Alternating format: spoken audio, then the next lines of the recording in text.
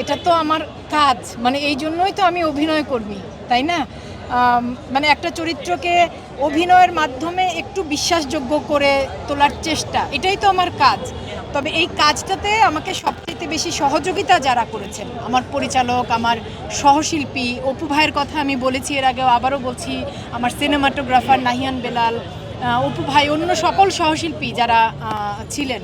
এবং আমি বিশেষভাবে বলবো আমার পরিচালকের কথা, কারণ আমি বারবারই বলছি যে চরিত্রটির আমরা যেটাকে বলি যে নার্ভ, মানে মেয়েটা কিভাবে ভাবে, মানে মেয়েটা কিন্তু বিশ্বাস করেছিল যে সে আসলে আরেকটা, মানে এই জীবন থেকে বেরিয়ে যাবার একটা স্বপ্ন দেখেছিল। সেই স্বপ্নটা সে বিশ্বাস করেই সেই চেষ্টাটা করেছিল।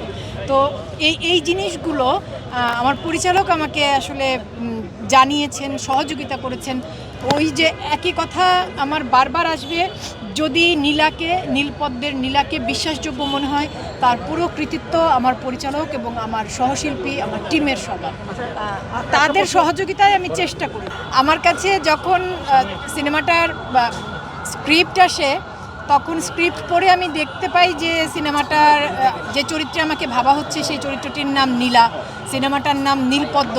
তো একজন অভিনয়কর্মী হিসেবে আমাকে একটি ছবির অত্যন্ত গুরুত্বপূর্ণ বা কেন্দ্রীয় চরিত্র, যে চরিত্রের মধ্য দিয়ে সিনেমার গল্পটা বলা হবে, সেরকম একটি চরিত্রে আমাকে পরিচালক ভেবেছেন এবং সিনেমার নাম ভূমিকায় অভিনয় করার জন্য আমাকে প্রস্তাব দিয়েছেন। আমি কেন রাজি হব না? আমি তো একজন অভিনয়কর্মী হিসেবে এটাকে অনেক বড় সম্মানের একটা ব্যাপার মনে করি।